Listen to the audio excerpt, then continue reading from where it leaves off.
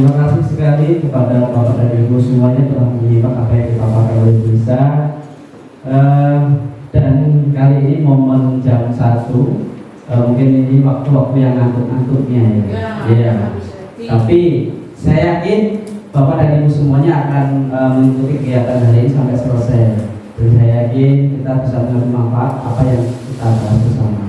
Baik, saya tertarik pada apa yang disampaikan oleh game tadi, permainan barang apa yang berharga dari Bu Asmi, dan kemudian Bu Tami menyambut lato-lato. Di sini ada yang punya lato-lato? Ada? Iya. Lato-latonya di mana? Oh, di rumah. Ya. Kalau saya juga punya lato-lato. Nah, saya punya lato-lato. Dan saya harap malah semua guru punya lato-lato. Apa itu lato-lato? Lato-lato adalah L itu learning, belajar. A itu setelah belajar adalah action, aksi nyata. Kemudian T, thinking, berpikir. O, objektif. Tepuk tangan untuk kita semuanya. Oke. Ya, baik. Tadi kita semuanya mendengar apa yang dipaparkan oleh Pak Jarwo tentang pelayanan pembelajaran kita kualitasnya menurun. Wah, itu kita berpikir sejenak. Mungkin ada benarnya, mungkin ada kurang tepatnya. Nah, semoga pada pertemuan kali ini kita bisa menjawab keresahan-keresahan itu. Oke, setuju? Oke, ya, baik. Tadi sudah disampaikan banyak hal yang mengenai tentang deskripsi dari Bu Lisa. Izin Bapak dan Ibu, waktunya saya akan menyampaikan beberapa hal. Ya, ini saya akan memulai materi dulu ya. Saya mohon untuk tidak ngantuk, untuk menahan dulu sebentar. Ya, baik. Membangun budaya positif dengan disiplin positif di SLB Negeri 2 Palangkaraya. Kalau boleh tahu, apakah itu budaya, Bapak dan Ibu? Budaya secara makna budaya karya yang dihasilkan. Oh iya, oke. Lain Bu? Iya, tepat sekali. Ya, budaya adalah hasil cipta rasa karsa pemikiran yang diwujudkan oleh nilai-nilai positif. Kalau di sekolah artinya budaya sekolah. Baik. Nah, ini kita sampaikan sama dengan disiplin positif. Artinya apa? Disiplin positif itu apa saja toh? Nah, tadi kalau sudah disebutkan dengan istilah hukuman ataupun restitusi penghargaan. Jadi mungkin ini paradigma baru ya, paradigma baru. Kenapa sekarang penghargaan atau kita kenal dengan reward itu sebisa mungkin kita hindari. Karena apa? Salah satunya adalah merusak karakter. Tadi apa yang disampaikan oleh Bu Lisa. Bapak dan Ibu semuanya boleh sepakat ataupun tidak. Tentunya mempunyai argumen atau pendapat masing-masing. Baik, di sini akan saya sampaikan tentang budaya disiplin positif. Ya, baik. Tadi sama seperti yang disampaikan oleh Bu Lisa, disiplin positif. Yang di sini akan saya sampaikan beberapa. Untuk menciptakan disiplin positif itu kita perlu di dalam kelas adalah sebuah keyakinan bersama. Nah, kemudian siapa yang berperan di situ adalah guru dan murid. Nah, dengan cara apa? Kita harus mengetahui 5 kebutuhan dasar manusianya. Nah, ya baik, nanti kita akan singgung juga dengan segitiga restitusi. Baik, kita skip saja ke disiplin positif. Disiplin positif itu mendisiplinkan anak tanpa ancaman. Baik, kalau kita sekarang mungkin yang sudah itu disiplin dilaksanakan dengan ancaman. Contoh, dalam kita berkendara, peraturan yang ada bahwasanya setiap kita berkendara di lalu lintas wajib menggunakan helm dan atribut lengkap ataupun surat-surat seperti SIM, STNK dan lain sebagainya. Nah, jika tidak membawa perlengkapan tersebut maka mendapatkan sanksi. Nah, itu bisa disebut namanya dengan hukuman. Ya, hukuman itu adalah keputusan sepihak Artinya kita tidak dilibatkan bersama antara penyelenggara ataupun pemangku kebijakan. Nah, baik, disiplin positif merupakan suatu cara penerapan disiplin tanpa kekerasan dan ancaman yang dalam praktiknya melibatkan komunikasi tentang perilaku yang efektif antara orang tua dan anak. Ini kalau lingkupnya orang tua dan anak. Kalau dalam kelas artinya guru dengan murid. Ya, baik. Hal yang dibutuhkan dalam disiplin positif. Penerapan disiplin positif membutuhkan kesepakatan dan peraturan yang dijalankan dengan konsisten serta pengendalian emosi yang baik. Di sini sebagai kontrol, guru tentunya tidak mudah marah, ya, ataupun lemah. Artinya apa? Emosinya harus stabil, jangan naik turun. Nah, di situ pentingnya pengendalian emosi. Sama seperti yang disampaikan oleh Bu Lisa tadi, hukuman tidak membantu anak menjadi disiplin, tetapi memiliki dampak jangka pendek ataupun jangka panjang yang berpengaruh terhadap kemandirian anak. Oke, jangka pendeknya tentunya hukuman itu anak akan terpaksa melakukan. Nah, jangka panjangnya itu anak kadang membuat takut kalau hukumannya itu tidak sesuai atau mungkin tidak berkemanusiaan atau di luar ambang batas dari kemampuan anak, itu mempengaruhi psikis dari jangka panjang anak. Ya, beri dukungan bukan sekedar pujian. Pujian mengajarkan anak untuk tergantung pada penilaian orang lain dan berubah demi orang lain. Sementara dukungan mengajarkan anak mengevaluasi diri sendiri dan berubah demi kebaikan diri sendiri. Di sini kita tahu pentingnya dukungan, ya, bukan hanya sekedar pujian. Ya, dalam melakukan hal kita meminta anak itu kita lebih poin pentingnya adalah dukungan, ya, bukan hanya sekedar pujian. Artinya apa? Pujian tetap memakai, tetapi bukan itu saja. Baik, nah, kegiatan yang dapat membangun budaya positif sekolah. 1. Gerakan literasi sekolah.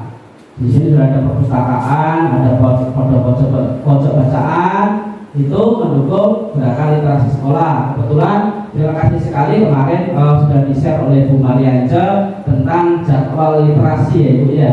Ya, itu salah satu implementasi untuk melaksanakan gerakan literasi sekolah. Kemudian kegiatan ekstrakurikuler setiap Kamis luar biasa dalam kontribusinya warga sekolah itu dalam ekstrakurikuler pramuka itu luar biasa. Artinya di sini sekolah ini mempunyai budaya positif dalam hal ekstrakurikuler. Untuk penguatan pendidikan karakter, kebetulan tepat sekali pada setiap hari Selasa pendidikan karakter agama Islam dan agama Kristen akan dilaksanakan, ya, baik besok pagi, ya. Untuk yang kearifan lokal, ya, kearifan lokal adalah budaya-budaya positif yang ada di wilayah kita Kalimantan Tengah, ya. Budaya positif itu pengaruhnya adalah apa? Warga sekolah itu akan menjadi bahagia, ya. Terus untuk siswanya dapat meningkatkan prestasi. Tentunya dalam jangka panjang terbentuknya kebiasaan dan karakter baik siswa. Baik, nah, apa saja budaya positif? Contohnya adalah religius sifatnya, akademis, demokratis, disiplin, jujur, tekun, sampai dengan semangat kebangsaan. Ya, banyak sekali, mungkin di antara itu ada yang belum tertuang, bisa ditambahkan. Untuk selain budaya positif, tentunya ada budaya negatif. Nah, Budaya negatif sering terjadi di masyarakat kita, diantaranya ada bullying. Walaupun itu kesannya bullying fisik ataupun verbal, kata-kata, seksual, dan yang bahaya sekali adalah bullying di media sosial. Nah, kita kenal dengan netizen, ya, mulutnya netizen itu sangat pedas. Nah, kalau istilahnya begitu. Nah, yang kedua, tawuran ini memang kita terkadang tidak bisa mengontrol. Di dalam sekolah mungkin bisa, tapi kalau sudah di lingkungan luar sekolah itu bisa terjadi tanpa kontrol kita. Setidaknya adalah program-program pengenalan tentang bahaya dan ketidakbaikan tawuran itu harus kita galakkan. Nah, budaya negatif yang lain adalah tidak patuh terhadap tata tertib sekolah. Yang keempat, tidak percaya diri.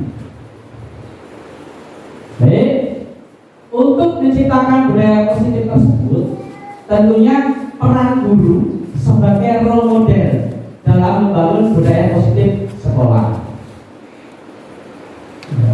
Nah, kalau budaya positif kondusif, tentunya akan berimbas apa ini Bapak Ibu? Yang pertama, kepuasan kerja meningkat, terus pergaulan lebih akrab.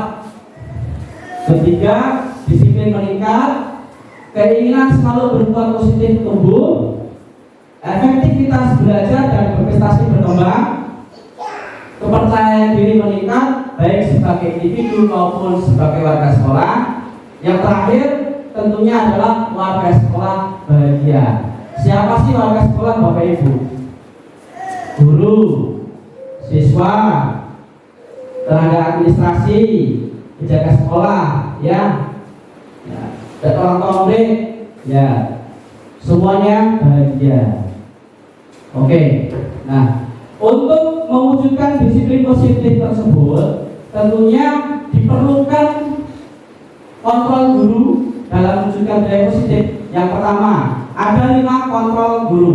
Nah, kita mungkin akan bisa memetakan peran kita ataupun karakter kita sebagai guru seperti apa.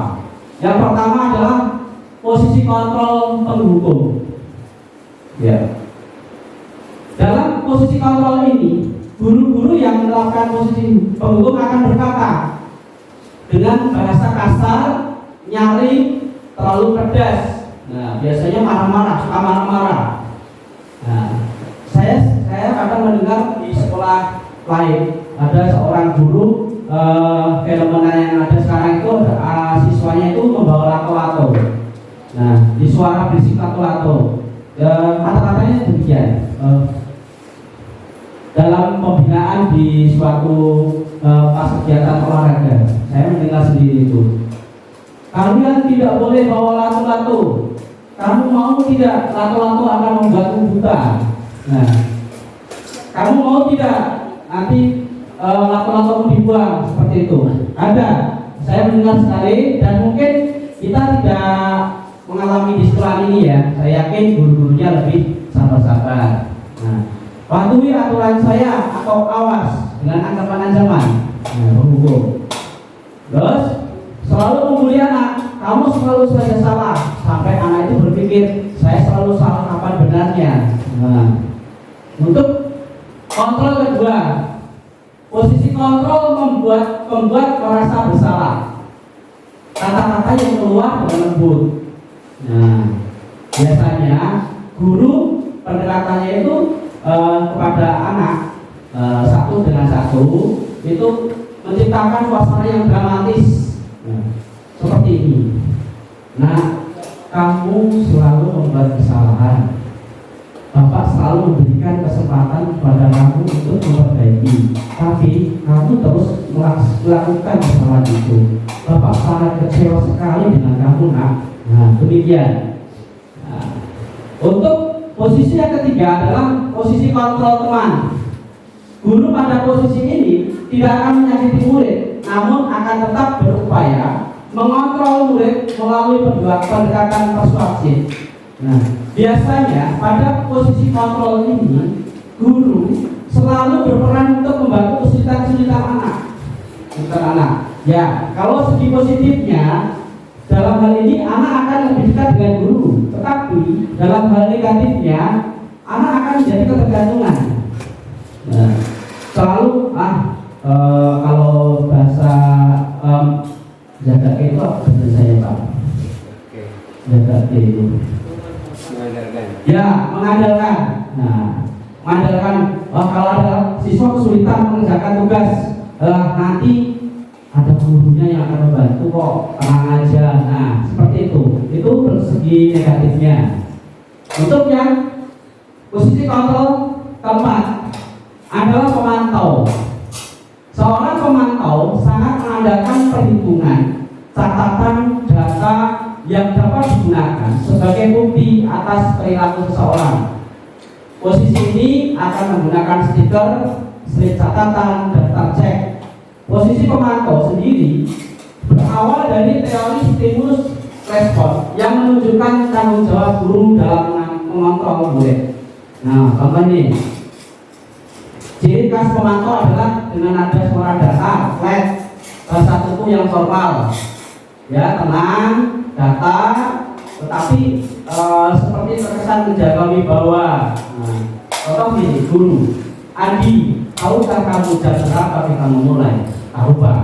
Nah, terus kamu tahu nggak kesalahan yang sudah kamu perbuat?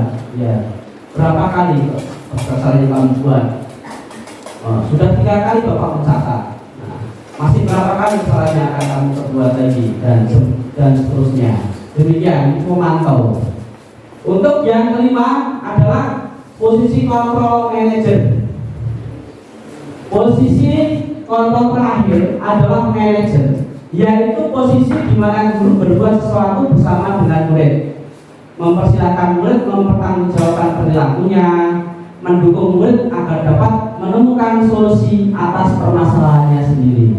Nah, di sini gurunya selalu mengajak sharing kepada anak didiknya untuk memecahkan masalah yang ada, untuk melatih pendewasaan. Ya, di sini ya pendewasaan ya. Baik.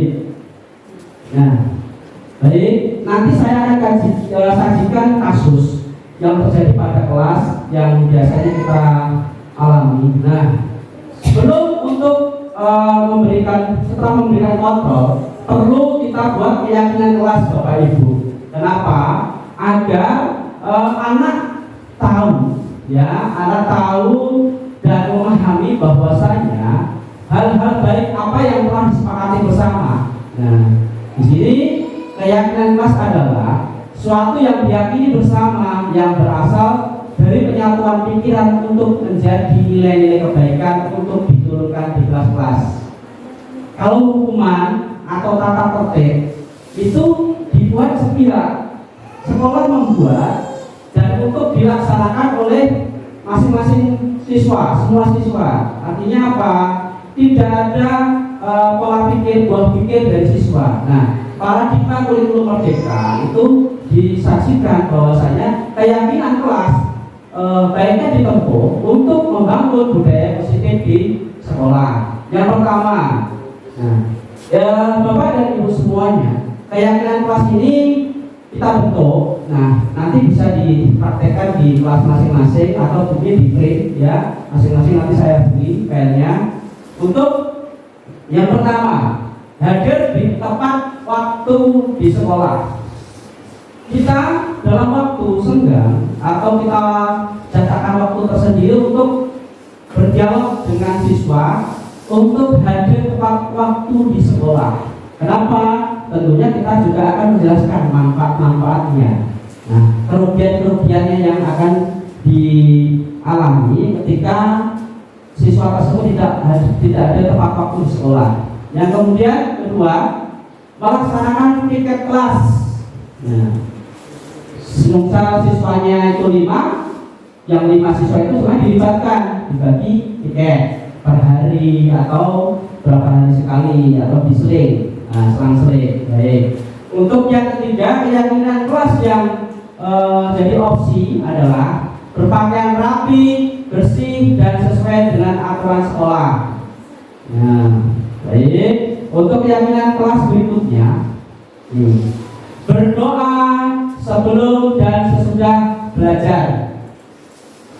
Belajar dengan penuh dan dengan rajin dan penuh semangat.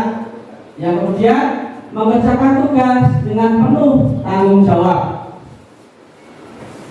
Kemudian kalau kalian mau meninggalkan kelas, guru juga harus izin dengan guru. Tentunya di sini juga guru juga izin sama siswanya ketika meninggalkan kelas. Misal mau ke kelas sebelah, Bapak keluar sebentar ya, itu tetap harus izin. Nah, di sini. Karena pada dasarnya apa? Pada paradigma kurikulum merdeka adalah untuk membentuk manusia yang hidup seutuhnya dan bahagia yang setinggi-tingginya. Nah, kemudian yang keyakinan kelas yang berikutnya bisa diberikan opsi bila ingin bicara terlebih dahulu mengangkat tangan untuk meminta izin. Nah, kemudian bekerja sama dan saling menolong dalam kebaikan. Kemudian dalam satu kelas yang misalkan notabene ada satu kelasnya ada 5 siswa, di situ ada beberapa agama dalam kelas. Nah, biasanya terjadi di situ pas ke dalam berdoa sebelum belajar. Nah, tentunya doanya berbeda-beda ya. Nah, di sini anak diberikan pemahaman dan keyakinan kelas untuk saling menghargai dan menghormati. Ya. Kemudian keyakinan kelas berikutnya adalah membuang sampah pada tempatnya. Ya. Nah, untuk menciptakan disiplin positif, nah, boleh mungkin Bapak dan Ibu nanti akan memperdalam lagi teori-teori ini yang kita sampaikan ini di platform Merdeka Mengajar. Kurang lebihnya insya Allah sama. Nah, untuk menciptakan disiplin positif perlu segitiga restitusi. Nah, segitiga restitusi adalah proses menciptakan kondisi bagi murid untuk memperbaiki kesalahan mereka sehingga mereka bisa kembali pada kelompok mereka dengan karakter yang lebih kuat menurut dosen tahun 2004. Nah, apa itu segitiga restitusi? Nah, misalkan ini anak melakukan kesalahan, nanti kita tidak sekonyong-konyong atau langsung hanya ngejudge pada anak tersebut. Nah, kita harus berhamba pada siswa, ya, berhamba pada murid. Artinya apa? Kita stabilkan terlebih dahulu identitasnya.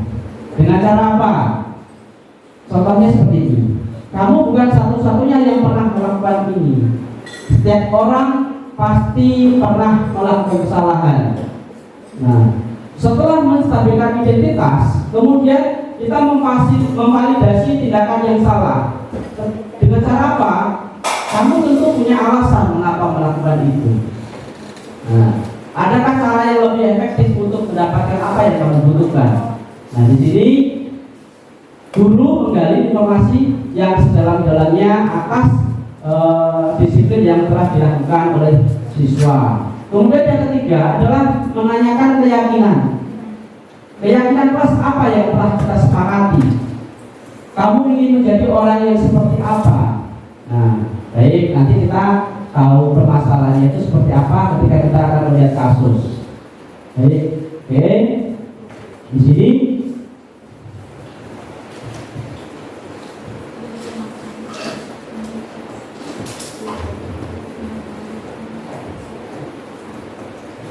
nah, baik, Bapak dan Ibu semuanya, saya meminta pendapat dari Ibu kira-kira kalau kasus seperti ini bagaimana?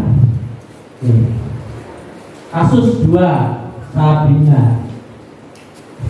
Nah, kita saksikan dalam bentuk kartun ya. Ya, Sabina hari itu bangun terlambat dan terburu-buru sampai sekolah. Sabina bangun, ternyata sudah jam 6:30. Padahal jam sekolah sudah jam 7 masuk kelas. Nah, saya buru-buru, jangan sampai ketinggalan. Ya pun akhirnya buru-buru mandi, dan memakai sepatu dengan cepatnya karena jaraknya jauh. Misalkan di sini itu rumahnya di Jujubui. Nah, Jujubui jarak yang tempuhnya kurang lebih setengah jam, misalkan. Artinya dengan keadaan buru-buru dia memakai sepatu dan berangkat sekolah. Dia pun akhirnya sampai di depan sekolah.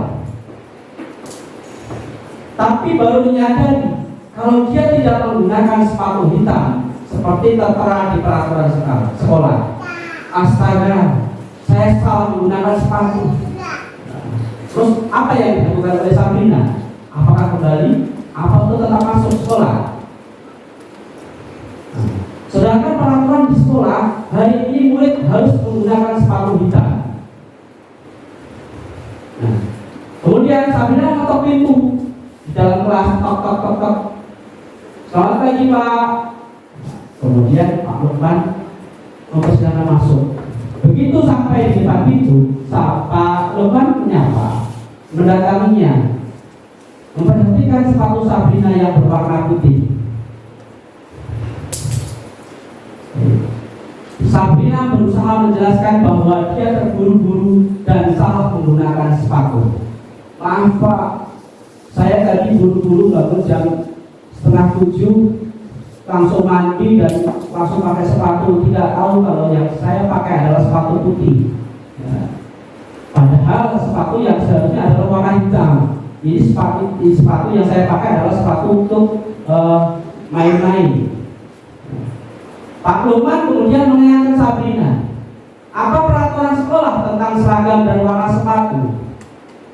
Sabrina menjawab, sudah mengetahui sepatu harus berwarna hitam, namun terburu-buru dan salah mengenakan sepatu.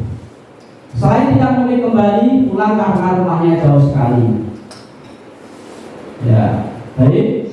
Pak Lukman tetap bersikeras pada peraturan yang berlaku. Ya sudah, kamu sudah melanggar peraturan sekolah. Kamu salah. Sudah terlambat. Salah pula warna sepatunya. Segera buka sepatumu kalau tidak bisa mengenakan warna sepatu sesuai peraturan. Nah, Sabrina diminta oleh Pak Lukman untuk melepas sepatunya.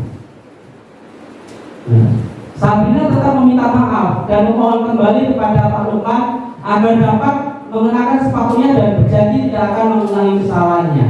Namun Pak Lukman tidak mau tahu. Mohon maaf Pak, saya berjanji tidak akan mengulangi kesalahan yang ada. Nah, tapi Pak Lukman bersikeras, salah ya salah, kamu harus menerima hukumanmu. Tidak, kamu telah melanggar peraturan sekolah. Kalau tidak sanggup ambil sepatu di rumah atau diantarkan sepatu ke sekolah, ya sudah, kamu tidak usah bersepatu saja seharian di sekolah. Sekarang copot sepatumu dan silahkan belajar tanpa sepatu seharian. Sabrina pun dengan berat hati mencopot sepatunya dan memberikannya kepada Pak Lukman. Seharian dia tidak berani berkeliling sekolah karena malu dan lebih banyak berdiam diri di kelas tanpa alas sepatu. Ya. Sabrina waktunya istirahat tidak berani keluar kelas karena malu, ya, oleh teman-temannya, takut nanti dibully, ya. Nah, terus setelah soal pada kasus 2 yang menjadi pertanyaannya begini Bapak Ibu semuanya, kebutuhan apa yang dibutuhkan oleh Sabrina kira-kira Bapak Ibu? Ya, silakan Pak Sabar. Ikut berpartisipasi Pak. Ya.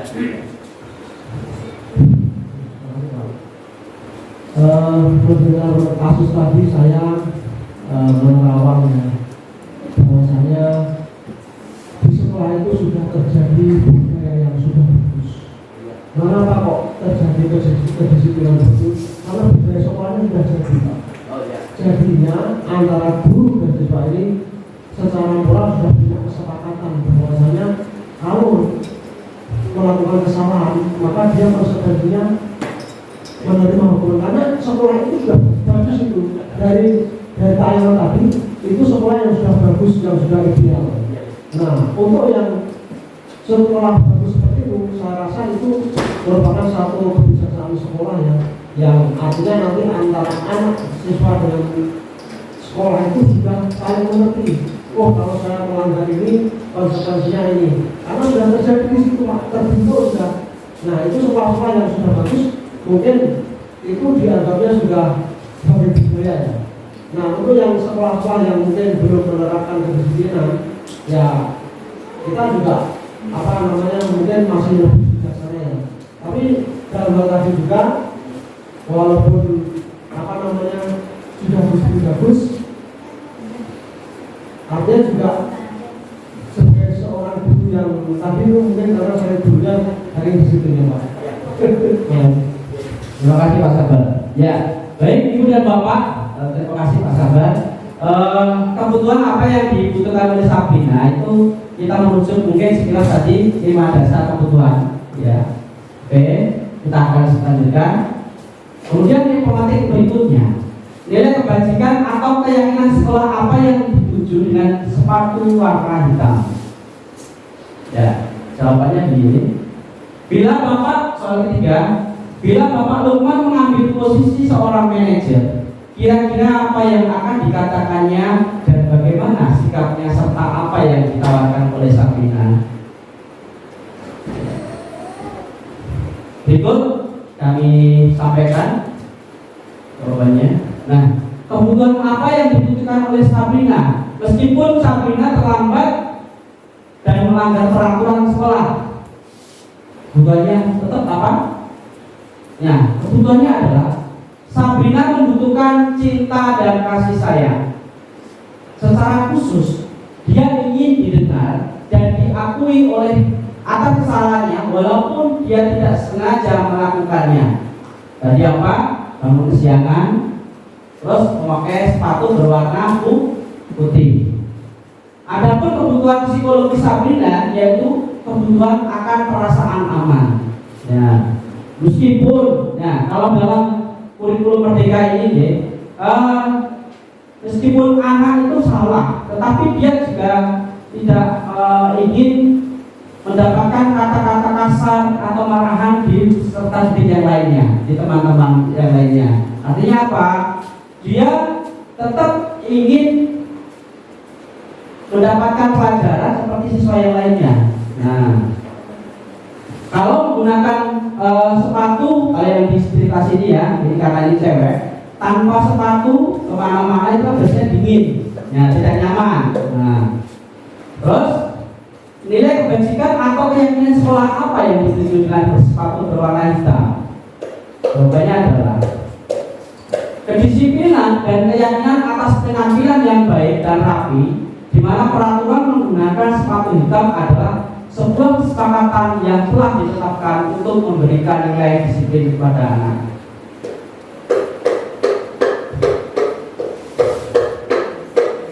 Oke. Nah, pertanyaan ketiga, bila Bapak Lukman mengambil posisi seorang manajer, kira-kira apa yang akan dikatakannya dan bagaimana sikapnya serta apa yang akan ditawarkan oleh Sabrina? Nah, apa tadi manajer? Manajer adalah posisi sebagai mentor, di mana guru berbuat sesuatu bersama dengan murid, mempersilahkan murid mempertanggungjawabkan perilakunya dan mendukung murid agar dapat menemukan solusi atas permasalahannya sendiri. Sebagai manajer, Pak Lukman akan mengajak bicara Sabrina untuk menganalisis kebutuhan dirinya, di mana penekanan bukan pada kemampuan membuat konsekuensi, namun dapat berkolaborasi dengan murid untuk bagaimana memperbaiki kesalahan yang terjadi. Karena tugas seorang manajer bukan untuk mengatur perilaku, akan tetapi membimbing murid untuk dapat mengatur dirinya. Nah, Pak Lukman sebenarnya dapat berbaik hati dan lembut pada anak, terutama saat menemukan kesalahan yang terjadi pada anak. Pak Lukman bisa mengajak berkolaborasi bersama Sabrina serta membimbing dan tidak menyalahkan serta memojokkan anak. Ya, boleh perlu digarisbawahi, hukuman itu adalah alternatif terakhir ya kita berikan ketika anak mungkin mengulang-ulang kesalahan yang sama. Tetapi jikalau itu baru melakukan kesalahan, bisa kita gali lebih jauh. Artinya apa? Karena pada kurikulum ini kita diajak untuk menuju kebahagiaan. Artinya apa? Ya, tanpa adanya paksaan ataupun ancaman. Sebagai seorang manajer, Pak Luman mungkin akan berkata seperti ini kepada Sabrina. Nah, kenapa sepatu kamu berwarna putih? Kedua, Sabrina, apakah kamu mengetahui keyakinan sekolah bahwa sepatu tersebut tidak cocok digunakan pada hari ini? Apakah kamu yakin dengan keyakinan yang ada di sekolah kita? Nah, keyakinan ini maksudnya peraturan ya. Apabila kamu mengetahuinya, bagaimana kamu memperbaiki kesalahan ini? Apakah kamu bersedia memperbaiki masalah ini? Bisakah kamu menunjukkan komitmen untuk memperbaiki masalah ini? Bagaimana rencana perbaikan yang akan kamu lakukan? Nah, kemudian yang terakhir adalah penekanan. Baik, Bapak hargai usaha kamu untuk memperbaiki masalah ini. Bapak akan memberikan toleransi kepada kamu untuk hari ini. Ayo kita belajar. Di sini Pak Lukman kalau sebagai manajer tidak mendukung anak untuk berdiri di dalam kelas, tetapi beri kesempatan dulu untuk bergabung dulu, untuk belajar, kemudian kita bisa menggunakan pendekatan dari hati ke hati. Oke. Terus, nah ini pembahasan dari segitiga diskusi.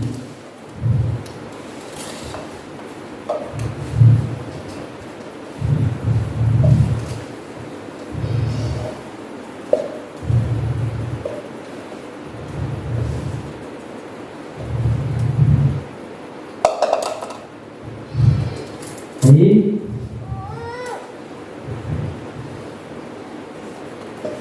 ya pada kasus Sabrina tadi,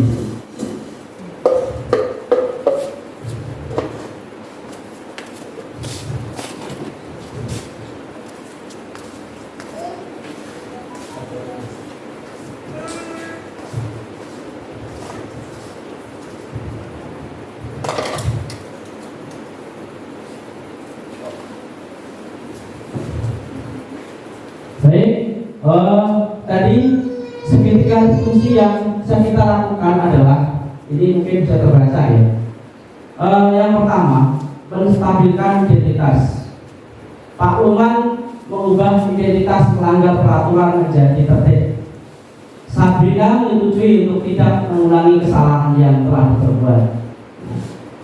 Menstabilkan identitas anak, Pak Luman membuat pernyataan bahwa setiap pelanggaran ada tindakan yang akan diterima oleh semua anak, dan yang lebih penting adalah usaha untuk tidak mengulangi kesalahan yang telah diperbuat.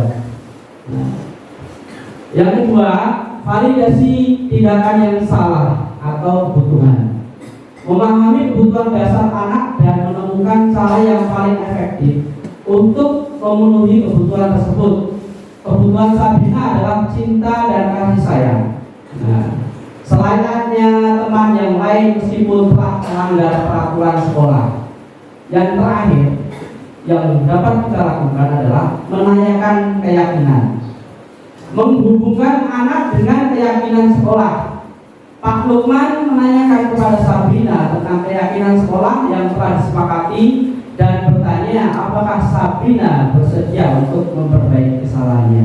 Nah, bisa kita garis bawahi, saya simpulkan sedikit Bapak Ibu. Apa yang telah disampaikan oleh Bu Lisa dengan saya pribadi bisa digali lagi dengan di platform Merdeka Mengajar. Sedikit kami garis bawahi adalah pemberian reward ya pada paradigma baru. Penghargaan adalah sifatnya kalau diberikan terus-menerus dapat merusak karakter. Ya, karena apa? Ketergantungan. Jika tidak diberikan imbalan, anak tidak akan melakukan dengan senang hati, ya, dengan ikhlas. Nah, kemudian pemberian hukuman itu adalah opsi terakhir jika kita tidak bisa memberikan penguatan-penguatan dengan cara keyakinan-keyakinan kita bangun bersama. Di sini di kurikulum Merdeka, guru mengajak anak untuk dewasa, berpikir, bertindak, dan melangkah. Artinya apa? Ya, kita anggap bahwasanya anak kita adalah dewasa. Nah, kalau pertanyaannya, apakah mungkin siswa-siswa berkebutuhan khusus bisa diajak diskusi, komunikasi? Iya, sebagian bisa. Kita tentunya dengan bahasa-bahasa yang sederhana yang bisa dicerna dengan baik oleh peserta didik berkebutuhan khusus. Jika pada siswa didik yang tidak bisa berdiskusi atau dialog, tentunya dengan arahan-arahan perintah yang sederhana. Baik, demikian paparan dari kami, Ibu Lisa Haryati dan saya Tri Nugroho. Jikalau ada yang ingin ditambahkan bisa disampaikan berikutnya. Terima kasih. Assalamualaikum warahmatullahi wabarakatuh.